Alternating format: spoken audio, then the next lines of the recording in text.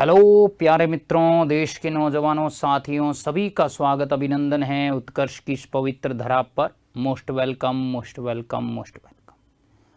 हस्ती मिटती नहीं भौतिकी की इस ज़माने से, हस्ती मिटती नहीं भौतिकी की इस ज़माने से, लेंज फेराडे करके गए प्रयोग जैसे प्रेरण से, गुलहिस्ता बस गया न्यूटन के गुरुत्वाकर्षण से, गुलहिस्ता बस गया न्यूटन के गुरुत्वाकर्षण से, चमक उठा आसमान तारों की टिमटिमाहट से, तारों की टिम। नमस्कार दोस्तों, साथियों, परमाणु की इस ओजस्वी सभा में फिर से आपका स्वागत अभिनंदन है। आप देख पा रहे हैं कि हमने इसमें बोहर मॉडल पढ़ लिया था और बोहर की बहुत सी विशेषताओं के अंदर हमने देखा। बोहर के अनुप्रयोग भी हमने शुरू किए, जिसमें हमने एनवी कक्षा में त्रिज्या का परिकलन किया, सूत्र की स्थापना की है। अब हम आगे बढ़ रहे हैं और कुछ और अनुप्रयोगों पर चर्चा कर रहे हैं।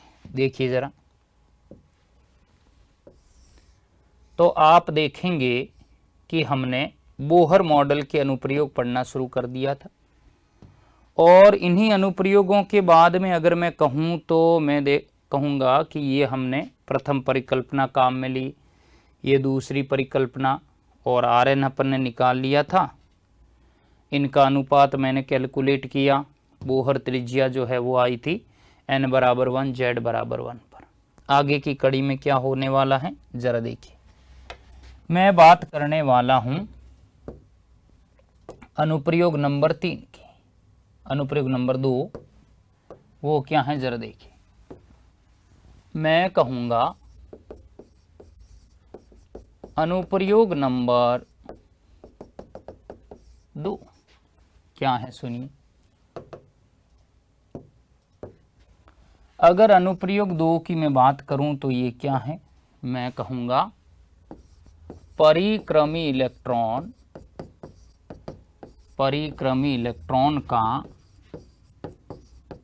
एनवी कक्षा में वेग। अब हमें किसकी कैलकुलेशन करनी है, वेलोसिटी की, कि अगर इलेक्ट्रॉन परिक्रमा कर रहा है, रिवॉल्व कर रहा है, तो उस इलेक्ट्रॉन का वेग कितना होगा एनवी कक्षा में। देखिए, सबसे पहले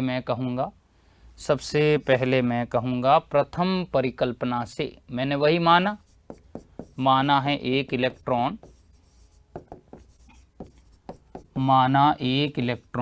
क्या है, एक इलेक्ट्रॉन Vn वेग से Rn त्रिज्या वाली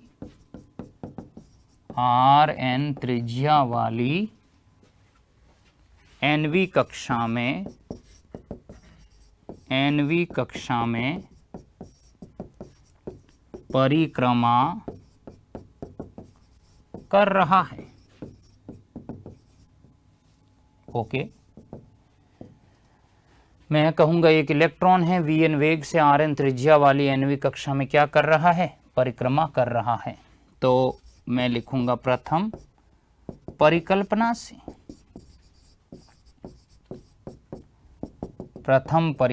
से।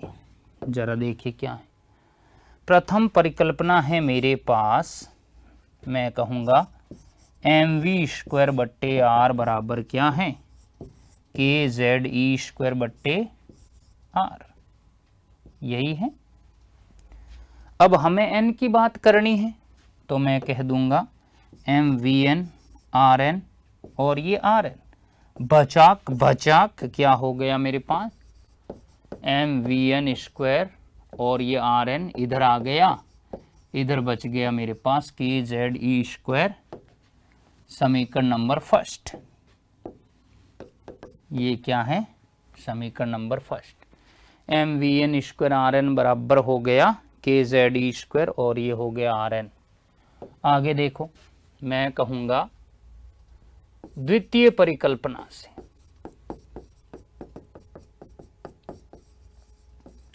अगर मैं द्वितीय परिकल्पना की बात करूं, वो क्या है सुनिए। द्वितीय परिकल्पना से मैं कहूँगा J बराबर mvn rn बराबर NH बट्टे 2 पाई। ठीक है, तो M V N R N बराबर एन एच बट्टे क्या आ गया मेरे पास 2 पाई। इक्वेशन नंबर ये आई है मेरे पास सेकंड। कोई डाउट किसी को? No doubt. अब मैंने क्या किया है मित्रों, हमें स्क्वायर करने की जरूरत नहीं है, सीधा समीकरण 1 में 2 का भाग दिया।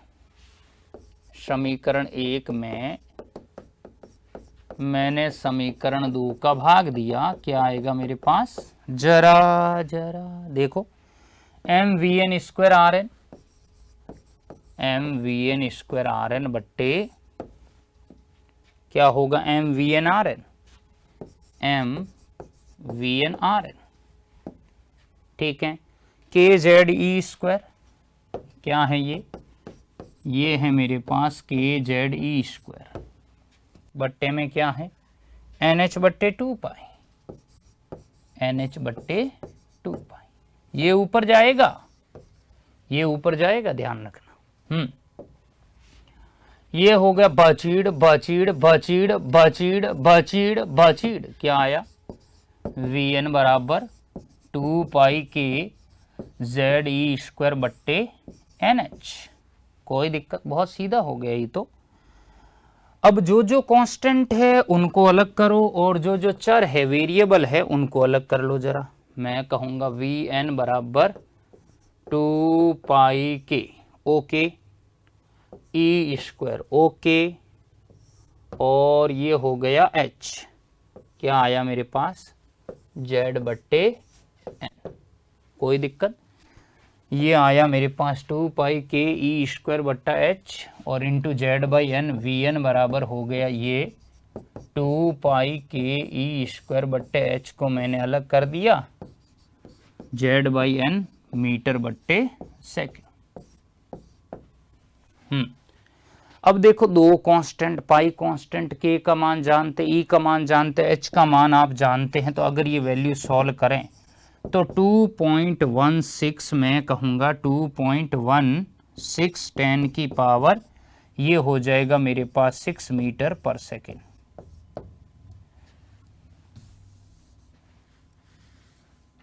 जेड बट्टा एन मीटर प्रति सेकेंड।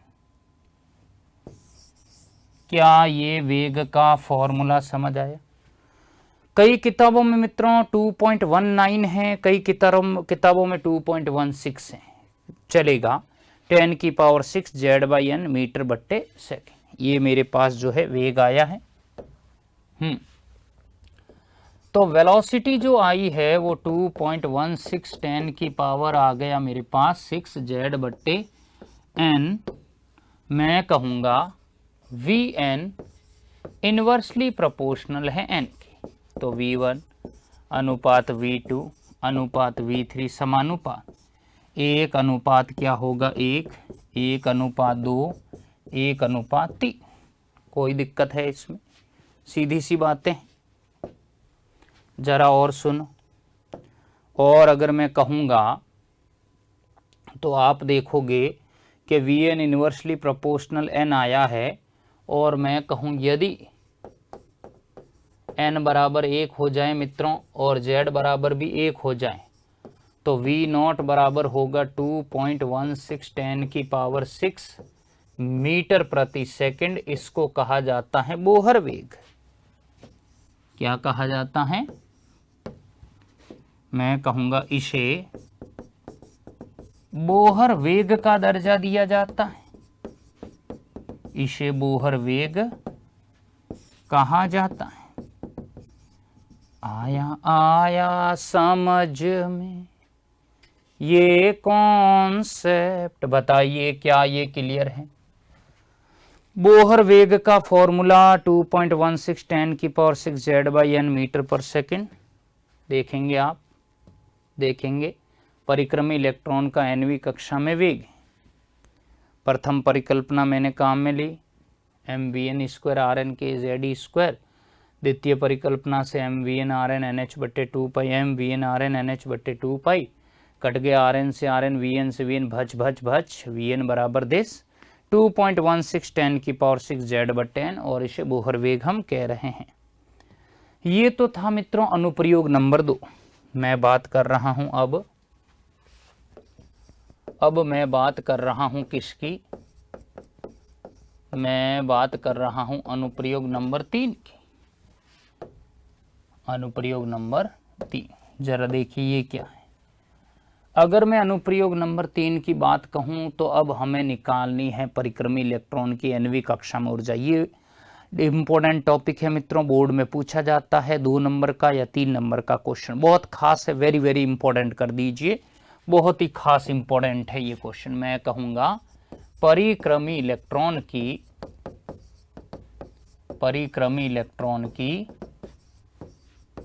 nवीं कक्षा में ऊर्जा,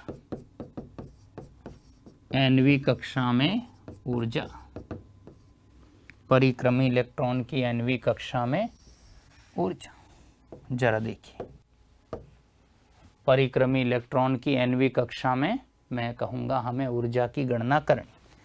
तो ये सब बातें तो हम पढ़ चुके हैं कि अगर इलेक्ट्रॉन परिक्रमा करता है तो उस इलेक्ट्रॉन की ऊर्जा 2 प्रकार की होती है। गतिशील है तो गति के कारण गतिज ऊर्जा आएगी, और उस नाभिक के आकर्षण बल के बंधन से जुड़ा हुआ है तो इसलिए उसमें कौन सी ऊर्जा आएगी, स्थितिज ऊर्जा भी आएगी। तो देखिए जरा, मैं कहूंगा एक परिक्रमी इलेक्ट्रॉन की ऊर्जा 2 प्रकार की होती है, वो दोनों ही लिखनी पड़ेगी, 2 प्रकार की होती। इस डेरिवेशन को पूरा सुंदर रूप देना है, 2 से 3 नंबर का क्वेश्चन आता है। 2 प्रकार की होती हैं, मैं वही बात करूंगा।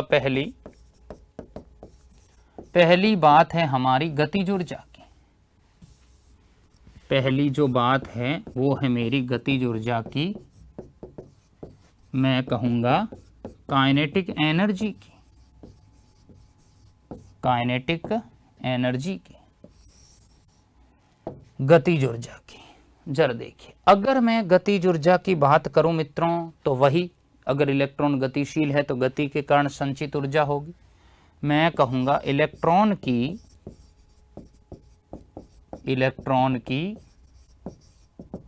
गति के कारण,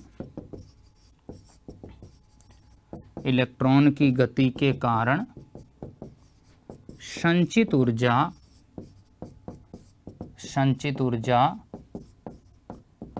इलेक्ट्रॉन की गति के कारण संचित ऊर्जा गतिज ऊर्जा कहलाती है। नहीं आया? इलेक्ट्रॉन की गति के कारण जो संचित ऊर्जा है उसे अपन क्या नाम देंगे, गतिज ऊर्जा। अब ये आएगी कैसे, ये आएगी बोहर की प्रथम परिकल्पना से। बोहर की प्रथम परिकल्पना क्या कहती है, mv² बराबर kZe²r²। n की बात करनी है, Rn बचाक क्या मिल गया, mvn² बराबर kZe²/Rn। हुआ देखिए कैसे, मुझे गतिज ऊर्जा लानी है, मैंने 1/2 से दोनों तरफ गुणा कर दिया, तो बोहर मॉडल से आ गई ये। तो दोनों तरफ गुणा करने पर, अगर मैं बोहर मॉडल के अनुसार अगर गुणा कर रहा हूं 1/2 से, तो ये क्या आ जाएगी, जरा सुनिए। मैं कहूंगा 1/2 mvn² बराबर kZe²/Rn। गॉट? तो मैं कहूंगा मेरे पास आया 1/2 mvn² बराबर kZe²/Rn। अब देखो ये आ गया मेरे पास E ऑफ काइनेटिक kZe²/Rn।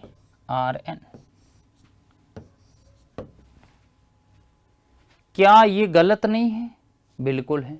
क्या है कि मैंने दोनों तरफ तो गुणा किया पर एक तरफ मैंने लिखा नहीं, तो यहां लिखना पड़ेगा 2Rn। ओके, तो ये आ गई मेरे पास गतिज ऊर्जा। अब देखो दूसरा पॉइंट क्या है, अगर ये गतिज ऊर्जा है तो दूसरा पॉइंट क्या है सुनिए। दूसरा मैं कहूंगा, दूसरा है मेरे पास स्थितिज ऊर्जा पोटेंशियल एनर्जी। दूसरा है मेरे पास स्थितिज ऊर्जा पोटेंशियल एनर्जी।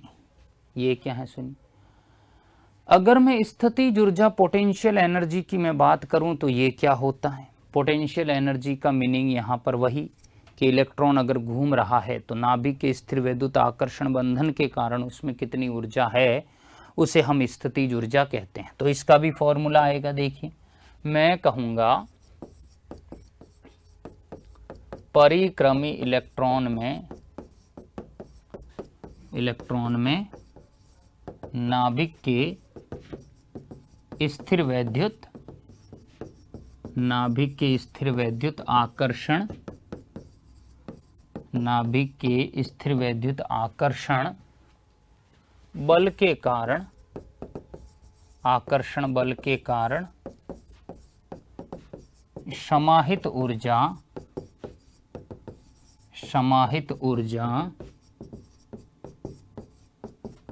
स्थितिज ऊर्जा कहलाती है। बल के कारण समाहित ऊर्जा स्थितिज ऊर्जा कहलाती है।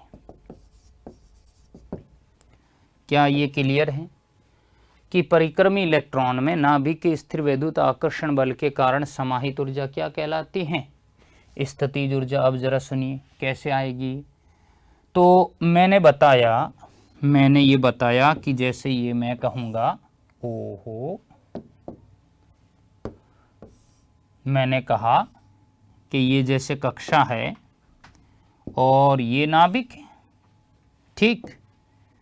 तो इस नाभिक का आकर्षण बंधन जो है, इस नाभिक का जो आकर्षण बंधन है वो किसके ऊपर लग रहा है, इस इलेक्ट्रॉन के ऊपर। तो इस इलेक्ट्रॉन के ऊपर इस बंधन के कारण इसके अंदर ऊर्जा है। मैं उस बंधन के कारण जो ऊर्जा होगी उसे अपन क्या नाम देंगे भाई, स्थितिज ऊर्जा। वो आएगी कैसे जरा सुनिए। तो हम पढ़ चुके हैं U बराबर K Q1 Q2 बट्टे R स्क्वायर, पर ये कब था, जब बोहर मॉडल नहीं था। और अब जब बोहर मॉडल है तो इसमें परमाणु क्रमांक को शामिल करना है, U K Z Q1 Q2 upon R square. U बराबर क्या होगा K Z, Q1 क्या है प्लस का E, Q2 क्या है माइनस का E, बट्टे में क्या है RN का स्क्वायर। कोई दिक्कत। तो अब जरा मुझे ये बताओ, ये आ गया मेरे पास U बराबर माइनस का K, UN R स्क्वायर नहीं आएगा। यस यस यस यस, ये बल नहीं है, K Z E square U, ये स्थितिज ऊर्जा है। बल होता तो ये जरूर आता, माइनस का K Z E स्क्वायर बट्टे R। और चूंकि N की बात हो रही है, इधर भी देखो शायद लिया है अपन ने, इधर भी अपन ने N लिया है, तो उधर भी लगाओ। तो यहाँ भी मैं RN करूँगा, ठीक है। तो ये हो गया माइनस का K Z E स्क्वायर बट्टे RN। और आप देखोगे कि ये मेरे पास आ गई स्थितिज ऊर्जा, ये आ गई मेरे पास गतिज ऊर्जा। दोनों को जोड़ दूं, कुल ऊर्जा आ जाएगी। मैं कहूँगा अतः परिक्रमी इलेक्ट्रॉन की कुल ऊर्जा, परिक्रमी इलेक्ट्रॉन की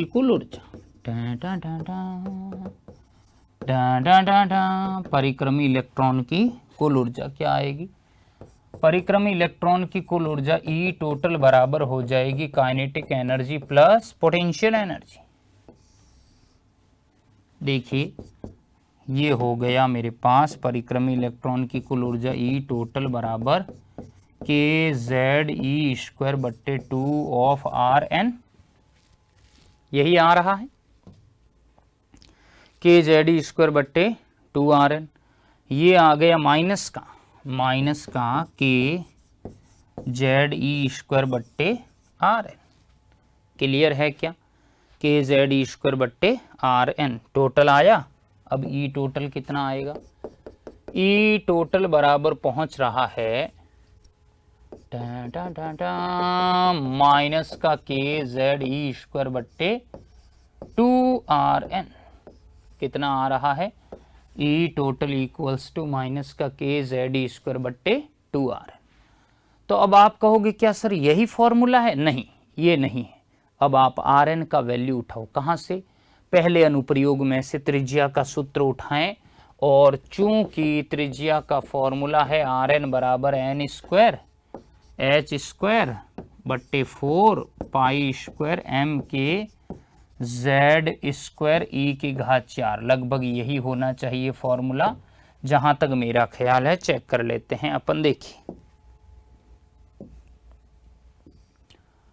कहाँ गया, ये रहा, देख पा रहे हैं फॉर्मूला आपके सामने है मित्रों, N square H square 4 pi square M K Z, Z square नहीं है, जेड स्क्वायर नहीं है, N square H square 4 pi square M K Z E square, M K Z E square, M K Z E square हैं। Okay,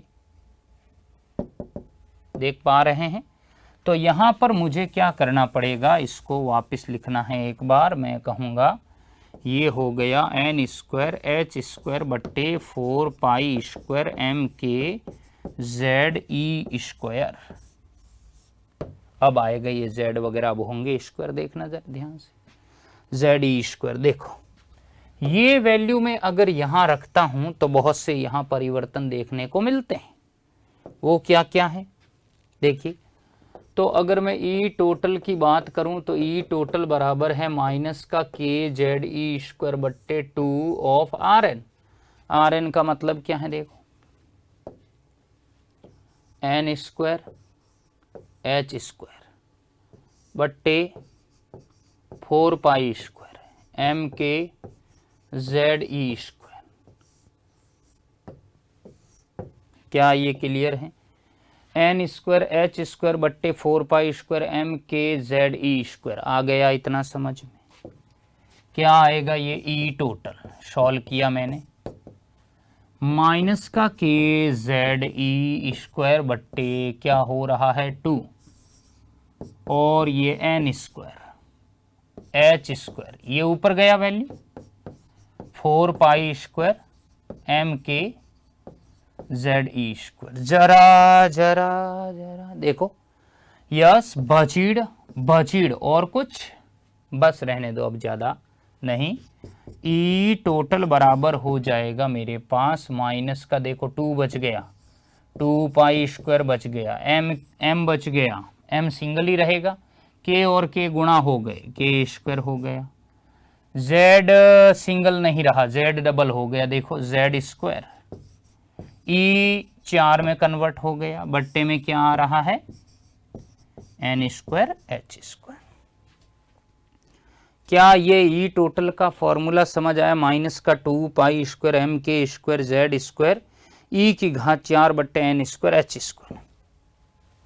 मैं कहूँगा ई total बराबर minus का 2 pi square M K square Z square E की घात 4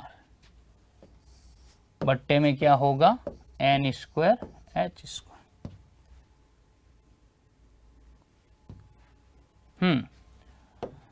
अब ये तो आ गया, अब मुझे क्या करना है मित्रों, ये ई टोटल जो आया है, अब इसमें आपको क्या करना है, जो वेरिएबल है उनको अलग करो, कांस्टेंट को अलग करो। माइनस का 2 pi square M K square ए की घात 4 बट्टे में क्या होगा, बट्टे में हो जाएगा एच स्क्वायर, और इधर है मेरे पास जेड स्क्वायर बट्टा एन स्क्वायर। क्या ये ठीक है, माइनस का 2 pi square M K square Z square उधर डाल दिया, ई 4 बट्टे एच स्क्वायर। अगर मैं इसको सॉल्व करता हूं मित्रों तो मेरे पास आता है 21.76 10 की घात -19 जेड स्क्वायर बट्टा एन स्क्वायर किस में आ रहा है ये आंसर? जूल में। माइनस का 21.76 10⁻⁻19 जेड स्क्वायर बट्टे एन स्क्वायर। ठीक है, हम लोग समझ गए, परंतु हमें ऊर्जा जूल में नहीं, किस में लानी है? इलेक्ट्रॉन वोल्ट में। तो आप देखोगे कि 1 इलेक्ट्रॉन वोल्ट बराबर होता है 1.6 10⁻⁻19 क्या हो जाएगा भाई? जूल। और अगर मैं 1 जूल कैलकुलेट करूं तो 1 जूल बराबर 1 इलेक्ट्रॉन वोल्ट बट्टे 1.6 10⁻⁻19 कन्वर्ट हो गया इलेक्ट्रॉन वोल्ट में। यहाँ इस 1 जूल का मान रखो, इस 1 जूल का मान रखो तो ई टोटल हो जाएगा माइनस का 21.76 10⁻⁻19 और 1 जूल ये जेड स्क्वायर बट्टा एन स्क्वायर, ये 1 इलेक्ट्रॉन वोल्ट बट्टे 1.6 10⁻⁻19 वैल्यू पुट कर दी।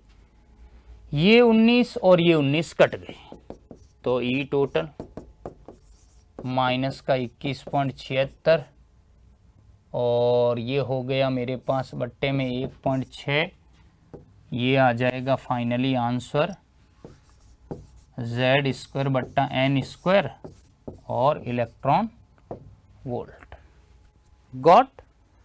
अगर मैं फाइनली सॉल्व करता हूं तो ई टोटल आ रहा है मेरे पास माइनस का 13.6 जेड स्क्वायर बट्टा एन स्क्वायर इलेक्ट्रॉन वोल्ट। आया आया समझ में ये कॉन्सेप्ट? बताइए।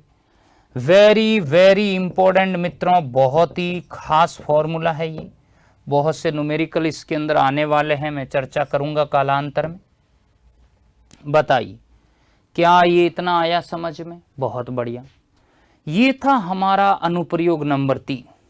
क्या था? ये था हमारा अनुप्रयोग नंबर 3। ठीक, हमने यहां से शुरू किया था ये अनुप्रयोग नंबर 3, परिक्रमी इलेक्ट्रॉन की nवीं कक्षा में ऊर्जा। हमने गतिज स्थितिज दोनों ऊर्जाओं का योग करते हुए कुल ऊर्जा निकाली और कुल ऊर्जा आई है मेरे पास ये। अब देखो अनुप्रयोग 4 में बढ़ते हैं और अनुप्रयोग 4 में हम निकालने वाले हैं उत्सर्जित विकिरण की तरंगदैर्ध्य। हमने कहा कि जब इलेक्ट्रॉन उच्च ऊर्जा स्तर से निम्न ऊर्जा स्तर में आता है तो वो विकिरणों का उत्सर्जन करता है, तो वो विकिरण जो उत्सर्जित हो रहे हैं उनकी तरंगदैर्ध्य कितनी है जरा हमें देखनी है। देखिए मैं कहूंगा अनुप्रयोग नंबर क्या है? 04।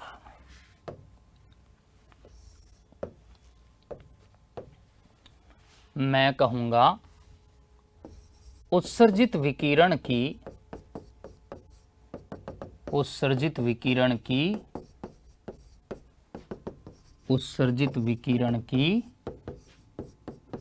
तरंगदैर्ध्य। जरा देखो हमें अब जो विकिरण उत्सर्जित किए जा रहे हैं उसकी तरंगदैर्ध्य निकालनी है। कैसे आएगी देखिएगा जरा ध्यान से। मैं कहूंगा जब कब आता है ये विकिरण? जब हाइड्रोजन परमाणु का इलेक्ट्रॉन, जब हाइड्रोजन परमाणु का इलेक्ट्रॉन किधर जाए? हाइड्रोजन परमाणु का इलेक्ट्रॉन उच्च ऊर्जा स्तर से, हाइड्रोजन परमाणु का इलेक्ट्रॉन उच्च ऊर्जा स्तर से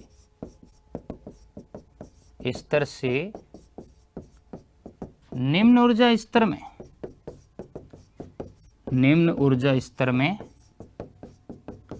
संक्रमण करता है। जब हाइड्रोजन परमाणु का इलेक्ट्रॉन उच्च ऊर्जा स्तर से निम्न ऊर्जा स्तर में संक्रमण करता है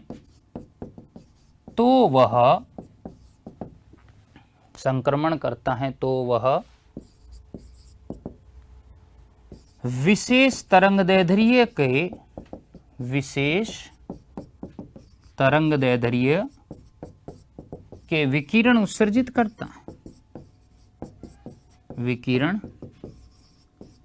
विशेष तरंग दैर्ध्य के विकिरण उत्सर्जित करता है। बिल्कुल करता है जी। जरा देखिए कैसे। मैं कहूंगा माना एक इलेक्ट्रॉन उच्च ऊर्जा स्तर, कौन सा है वो? उच्च ऊर्जा स्तर जिसमें ऊर्जा कितनी है? En2, ऊर्जा है En2 से निम्न ऊर्जा स्तर मैं कहूंगा En1 में प्रवेश करता है। N1 में प्रवेश करता है। मैं कहूंगा En2 से वो निम्न ऊर्जा स्तर En1 में प्रवेश करता है तो क्या हो जाएगा? जरा देखिए, बोहर की तृतीय परिकल्पना से बरसों ना देखो, तृतीय परिकल्पना हमें क्या सिखाती है? सुनिएगा। तृतीय परिकल्पना है एच म्यू इक्वल्स टू, मैं कहूंगा En2 माइनस En1, यही बोला। H mu equals to En2 minus En1। अब जरा सुनिए, E का मान निकालो पहले। E का मान क्या आया था? माइनस का 2 pi square M K square Z square E की पावर 4 बट्टे, मुझे बताओ ये एन स्क्वायर एच स्क्वायर आया कि नहीं आया? अब देखो, ये देखो, आप जानते हो ऊर्जा का फॉर्मूला -13.6 जेड स्क्वायर बट्टे एन स्क्वायर आया हुआ है। और अपन ई जो है मैं यहाँ लिख देता हूँ, ये वेरी वेरी इंपॉर्टेंट लिख दिया था। मैं यहाँ कहूँगा कि ई टोटल जो है इनवर्सली प्रोपोर्शनल है एन स्क्वायर के। क्या आया था फॉर्मूला? चेक कर लो जरा। देखिए, माइनस का 2 pi square M K square Z square E की पावर 4, माइनस का 2 pi square M K square Z square E की पावर 4 बट्टे एन स्क्वायर एच स्क्वायर।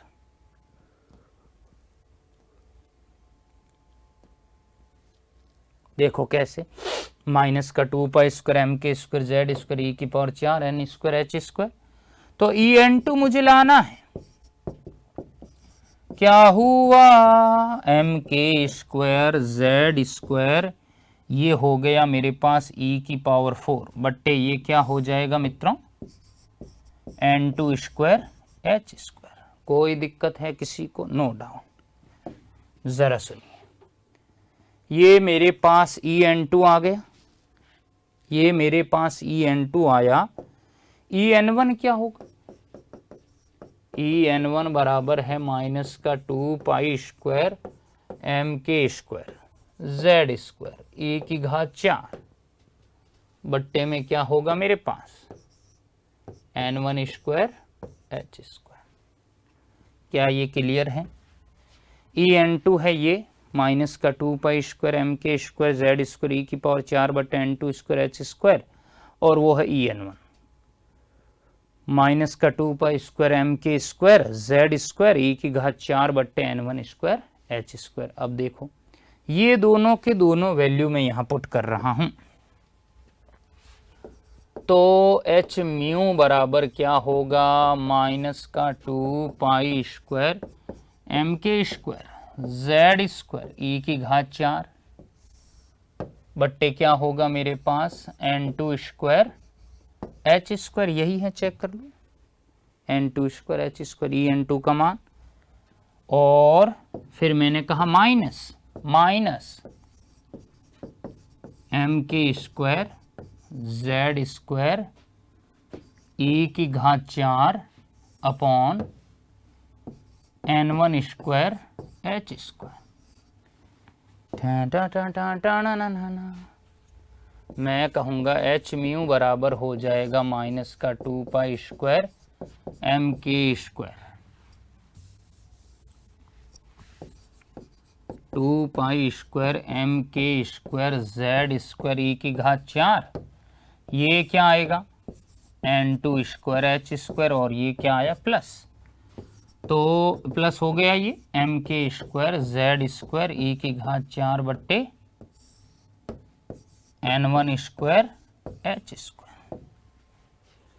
वो प्लस है मित्रों, ये माइनस है, प्लस वाली वैल्यू आगे ले लो, तो मैं कहूँगा एच म्यू बराबर क्या हो जाएगा मेरे पास 2 pi square M K square ई, मैं कह दूंगा M K square Z square E की घात 4 बट्टे में क्या मिलेगा n1 square H square minus का 2 pi square M K square Z square E की घात 4 बट्टे n2 स्क्वायर एच स्क्वायर। क्या इतना क्लियर है सभी को? बहुत बढ़िया। अब आपको n1 n2 की टर्म में फॉर्मूला डालना, कॉमन ले लो, कॉमन ले लो, एच म्यू बराबर 2 pi square M K square Z square E की घात 4 बट्टे क्या ले लो एच स्क्वायर, बाहर देख लो 2 pi square M K square Z square E की घात 4 दोनों में है, बिल्कुल है, और एच स्क्वायर दोनों में है। यहाँ ये फॉर्मूला बनेगा 1/n1 स्क्वायर माइनस 1/n2। क्या ये पीछे मैंने बामर वाले में नहीं पढ़ाया? बिल्कुल पढ़ाया, बिल्कुल पढ़ाया। अब देखो एच म्यू, मुझे तो लैम्बडा तक पहुंचना था, तो मैं यहाँ पे ये फॉर्मूला लगाऊंगा म्यू बराबर है सी बाई लैम्बडा। तो बताइए, तो हो जाएगा H C by lambda 2 pi square M K square Z square E की घात 4 बट्टे में H square, got 2 pi square M K square Z square E की घात 4 बट्टे एच स्क्वायर, और ये हो जाएगा 1/n1 square minus 1/n2 square. ठीक, क्यों ना मैं सी एच को नीचे ले जाऊं? अगर मैं सी एच को नीचे ले जाऊं, इधर आएगा नहीं, इधर नहीं आएगा, तो मैं कहूंगा 1/λ, 1/λ क्या होगा ये 2 pi square M K square Z square E की घात 4 बट्टे, ये सी नीचे गया C H cube, C H नीचे गया सी एच क्यूब, ये आया मेरे पास 1/n1 स्क्वायर माइनस का 1/n2 स्क्वायर। जरा जरा जरा अब देखो, जहां 2 pi square M K square Z square E की घात 4 बट्टे में क्या हो रहा है सी एच क्यूब को मैं लिखूंगा आर, मैं कहूंगा रिडबर्ग नियतांक, क्या हो जाएगा ये, मैं कहूंगा रिडबर्ग नियतांक। और देखो 2 का मान जानते हैं, पाई का जानते हैं, एम जानते हैं, एम इलेक्ट्रॉन द्रव्यमान, के जानते जेड, और ई जानते सी, और एच का मान जानते हैं। इसका मान हो गया 1.0973 10 की पावर 7 मीटर इनवर्स। याद रहेगा, मैं आर लिख देता हूं, वहां पे जेड कहाँ है? जेड इसमें शामिल नहीं है मित्रों, जेड इसमें नहीं आएगा, याद रखना, ये खाली इतना ही होता है, सिर्फ इतना ही, जेड नहीं है, जेड को अलग से लिखना पड़ेगा। ओके, तो याद रखना 1/λ। अब ये तो आर बन गया, कौन सा, देखो ये यहाँ तक का, ये पूरा जो है वो आर है, तो ये आर जेड स्क्वायर और 1/n1 square minus n2 square. ठीक है, मैं वापस लिख देता हूं एक बार, 1/λ बराबर आर जेड स्क्वायर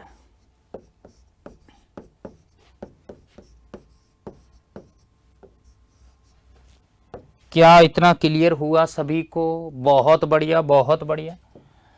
ये मित्रों यहाँ लैम्बडा निकालने का फॉर्मूला हालांकि हम पहले पढ़ चुके हैं। आर रिडबर्ग नियतांक है, जेड परमाणु क्रमांक है, n1 क्या है कोई बताएगा?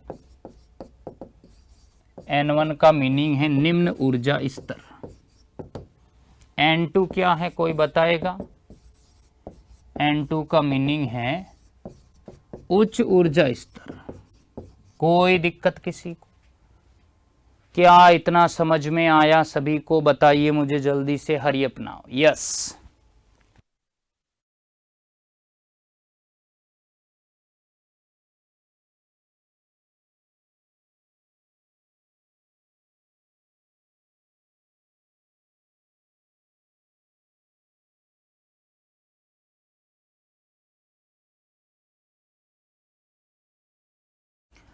आप देखेंगे मित्रों कि बोहर के सारे अनुप्रयोगों को अपन ने कंप्लीट कर दिया है। ये जो फॉर्मूला था 1/λ/r/z² 1/n1² - n2² को भी अपन ने कैलकुलेट किया, और बोहर मॉडल के जो सभी अनुप्रयोग हैं वो खत्म होते हैं यहीं पर। आशा करता हूँ आपको बहुत बेहतर तरीके से ये समझ आए हैं।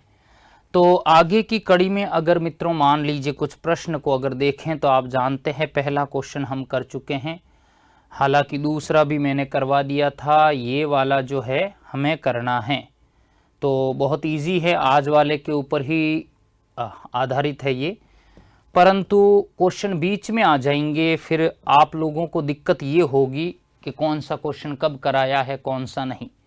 इसलिए जो तरीका ये है कि पहले ये सारा हो जाता, उसके बाद अपन न्यूमेरिकल करते हैं, तो उसी परंपरा को अपन अनुसरित करेंगे और आगे बढ़ेंगे। चलिए, तो मैं अब थोड़ा आगे बढ़ूंगा और आगे की कड़ी के अंदर कुछ मैं चर्चाएं करने वाला हूं। तो बोहर का मॉडल अपन ने पढ़ लिया, ऊर्जा निकाल ली हमने, तरंगदैर्ध्य निकाल लिया और वेग भी प्राप्त कर लिया। इसके आगे क्या क्या होता है देखना है विशेष ध्यान से। जरा देखिए, यहां तक तो अपन ने सारी बातें कैलकुलेट की।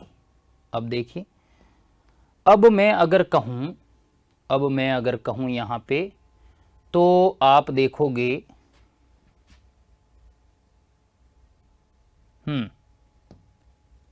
कि अगला जो टॉपिक है वो मैं यहां से शुरू करने वाला हूं। वो क्या मित्रों, अगला जो टॉपिक है वो ये है, अगला टॉपिक हमें ये सिखाता है कि आप हाइड्रोजन परमाणु के लिए ऊर्जा स्तर आलेख बनाएं। तो ऊर्जा स्तर आलेख में ऊर्जा का तो बहुत ही गहरा रोल है ही है। कहने का मतलब है कि ऊर्जा कितनी है वो फॉर्मूले अपन जान चुके हैं, और ऊर्जा स्तर का मतलब है कि इलेक्ट्रॉन जिस कक्षा में चक्कर लगा रहा है उस कक्षा के संगत इलेक्ट्रॉन की जो ऊर्जा है उसे ऊर्जा स्तर कहते हैं। अब भिन्न भिन्न स्तर के सापेक्ष हमें ऊर्जा लानी है और उसे एक क्रमबद्ध रूप देना है, और कुछ नहीं मित्रों, बहुत इजी टॉपिक है, कुछ भी नहीं है। देखिए, मैं कहूंगा हाइड्रोजन परमाणु के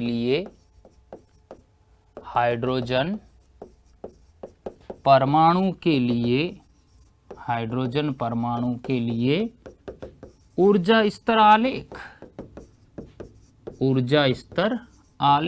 जरा देखो ऊर्जा स्तर आलेख क्या क्या है हाइड्रोजन परमाणु के लिए, जरा देखिए।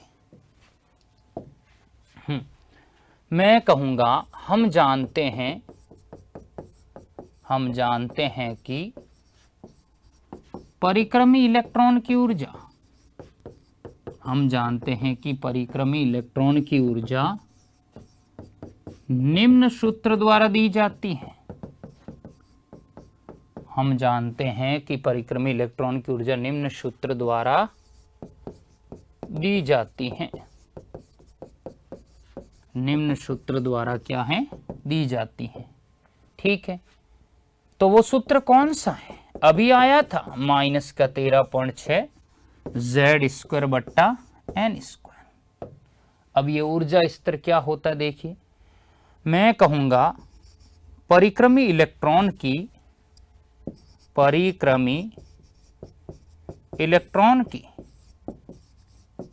प्रत्येक कक्षा के संगत ऊर्जा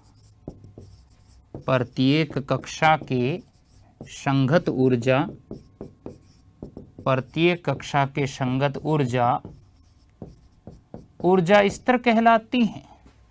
ऊर्जा स्तर कहलाती हैं, जिसके मान निम्नानुसार हैं।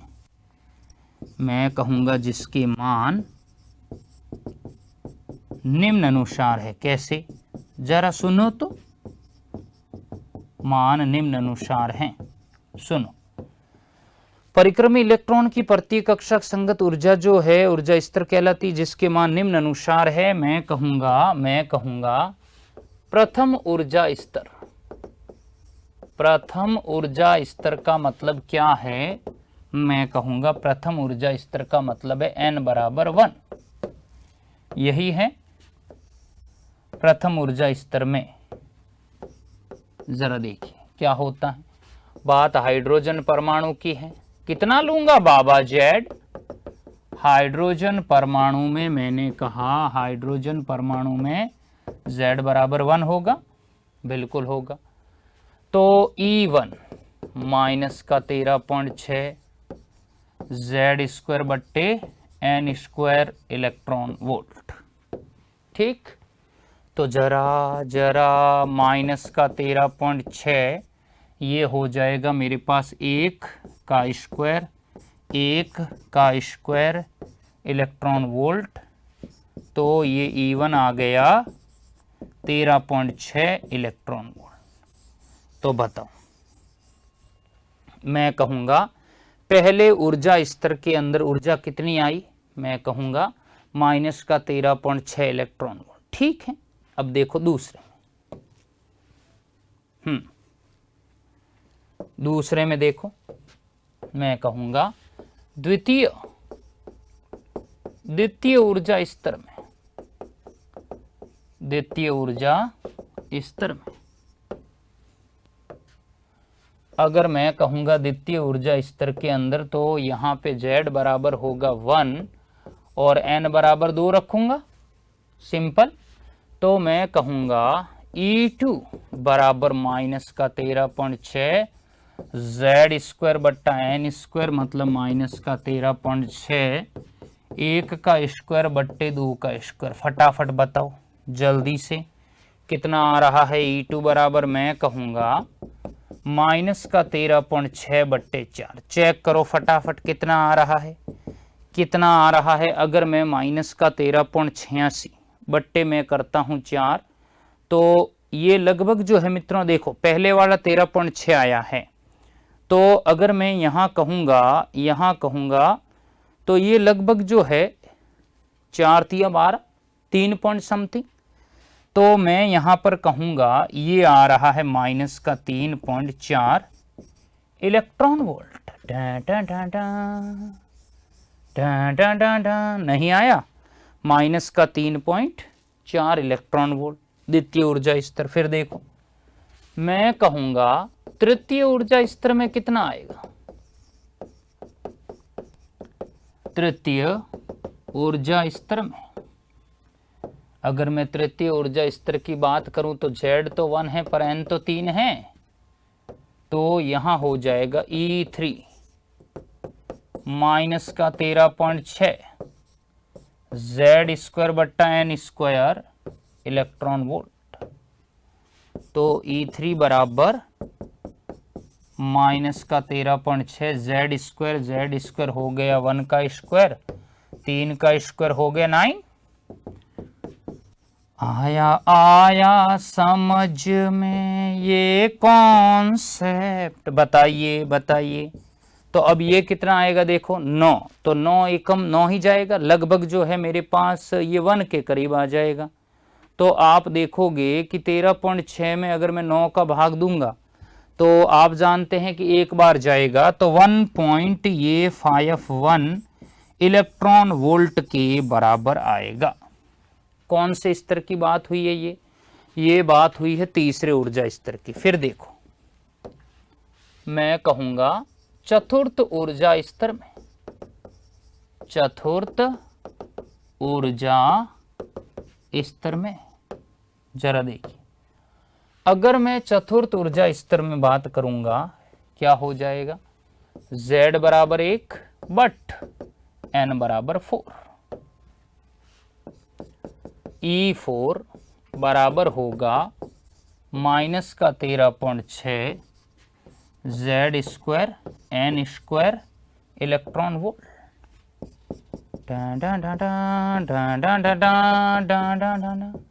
13.6 जेड हो गया 1 का स्क्वायर, एन हो गया 4, 4 का स्क्वायर कितना होगा मेरे पास 16। तो E4 बराबर आ गया 13.6 बट्टे 4 का स्क्वायर 16 इलेक्ट्रॉन वोल्ट। ठीक है, तो अब देखो 16 तो इससे ज्यादा आ रहा है, तो लगभग ये 0.54 के करीब जाएगा। देख लो 0.54 जो है इसमें आंसर आएगा मेरे अकॉर्डिंग, जो है मैं कहूँगा 13.6 के अंदर अगर मैं यहाँ पर निकालूंगा 0.54 तो देखिए मित्रों 0.54 तो नहीं जाएगा, ये गैप जो है लगभग 1.51 है, और पहला इसके पहले जो आया वो 3.4 है। तो ये जो है मित्रों जो 13.6 बट्टे 16 है, ये जो मुझे देगा ये कितना देगा E4 0.84 इलेक्ट्रॉन वोल्ट आएगा। माइनस नहीं लगाया, माइनस नहीं लगाया। अगला जो है वो 0.54 है। देखिए कैसे कैसे, मैं कहूंगा पंचम ऊर्जा स्तर में, अगर पंचम ऊर्जा स्तर की मैं बात करूंगा तो यहाँ पे क्या हो जाएगा, देखिए n बराबर तो है मेरे पास कितना, n बराबर है 5 और z बराबर है 1। तो E5 माइनस का 13.6 जेड स्क्वायर बट्टा एन स्क्वायर इलेक्ट्रॉन वोल्ट, देखो कितना आ रहा है। E5 बराबर आ रहा है माइनस का 13.6, 1 का स्क्वायर 5 रखूंगा कितना आएगा 25। जरा देखो देखो देखो ध्यान से, ये जो E5 आएगा मेरे पास वो होगा माइनस का 13.6 बट्टे 25 इलेक्ट्रॉन वोल्ट। तो E5 आया है मेरे पास माइनस का कितना आया 0.54 इलेक्ट्रॉन वोल्ट। चेक करो आ रहा है कि नहीं आ, यस जल्दी से बताएं मुझे। यस आप देखोगे तो यहां तक तो मित्रों आशा करता हूं आपको 0.54 इलेक्ट्रॉन वोल्ट तक समझ आया। अब एक लास्ट ऊर्जा स्तर रह गया, वो कौन सा है, मैं कहूंगा अनंत ऊर्जा स्तर के लिए। अनंत ऊर्जा स्तर के लिए अगर मैं बात करूंगा तो ये यहाँ पे मुझे कितना दे रहा है, n बराबर अनंत और z बराबर 1। देखो देखो सर, तो E इन्फिनिटी माइनस का 13.6, z हो गया 1 का स्क्वायर और n कितना है इन्फिनिटी का स्क्वायर। तो इन्फिनिटी का स्क्वायर अब मैं तो कर नहीं सकता, बताओ कितना आएगा। इसको ऐसे ही सॉल्व करना पड़ेगा। माइनस का 13.6 1 बट्टा 1 बट्टे 0 0 ऊपर जाएगा, जाहिर सी बात है क्या देगा। तो अगर 0 ऊपर जाएगा तो E इन्फिनिटी मित्रों कितना आएगा मेरे पास 0। आपने देखा ये पहला केस है जहां पे इलेक्ट्रॉन की जो कुल ऊर्जा है वो 0 हो गई। क्या हो गई है 0 हो गई है। तो आप यहां देखते हो कि इलेक्ट्रॉन जो है वो अब परमाणुीय बंधन से फ्री हो चुका है, क्योंकि अभी तक हमने देखा इलेक्ट्रॉन की कुल ऊर्जा नेगेटिव है, परंतु यहां पर अब देख रहे हैं इलेक्ट्रॉन की कुल ऊर्जा 0 है, अर्थात वो उस बंधन से फ्री हो चुका है। अब आपको क्या करना है, सीधी सीधी बातें हैं, आपको यहाँ पे ये ऊर्जा स्तर ग्राफ बनाने हैं। ठीक, देखना जरा।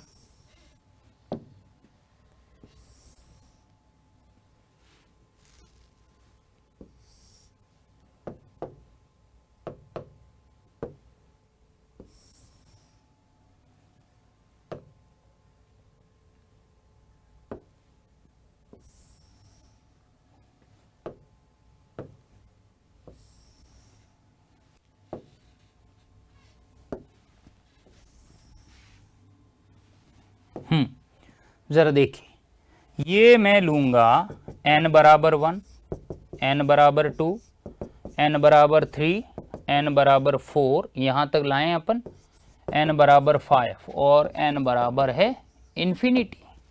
यहां नाम दूंगा मैं प्रथम ऊर्जा स्तर, यहां नाम दूंगा मैं प्रथम ऊर्जा स्तर, ये नाम हो जाएगा द्वितीय ऊर्जा स्तर, ये नाम हो जाएगा द्वितीय ऊर्जा स्तर, ये हो जाएगा मेरे पास तृतीय ऊर्जा स्तर, ये हो जाएगा मेरे पास चतुर्थ ऊर्जा स्तर, और ये हो जाएगा मेरे पास पंचम ऊर्जा स्तर। कितनी कितनी ऊर्जाएं हैं फटाफट बोलो, फटाफट बोलो, जरा देखो कितनी है। माइनस का 13.6 इलेक्ट्रॉन वोल्ट, माइनस का 3.4 इलेक्ट्रॉन वोल्ट, माइनस का 1.51 इलेक्ट्रॉन वोल्ट, माइनस का 0.84 इलेक्ट्रॉन वोल्ट और माइनस का 0.54 इलेक्ट्रॉन वोल्ट, और यहाँ पे ये कितना आया 0। अगर आप ये ग्राफ एग्जाम में बना देते हैं तो आपको पूरे में से पूरे नंबर मिलेंगे। इसको कहा जाता है हाइड्रोजन परमाणु का, हाइड्रोजन परमाणु का ऊर्जा स्तर आलेख, हाइड्रोजन परमाणु का ऊर्जा स्तर आलेख। क्या ये क्लियर है? आशा करूंगा मित्रों आपको बहुत ही बेहतर तरीके से समझ आई है सारी बातें, और ये सारी बातें आप याद रखोगे, होमवर्क के रूप में काम में लोगे। जब तक हाथ से नहीं करोगे ये आपको समझ में नहीं आने वाला। चलिए, तो आशा करूंगा मित्रों ये सारे आप ढंग से लिखेंगे और बेहतर तरीके से आपको ये बातें समझ आ गई हैं। इस सभा को मैं यहीं विराम देता हूं। पढ़ते रहें, बेहतर से बेहतर करें, अपने आप को मोटिवेट रखें, ऊर्जावान रखें। कुछ चंद पंक्तियों के साथ इस सभा को विराम दूंगा।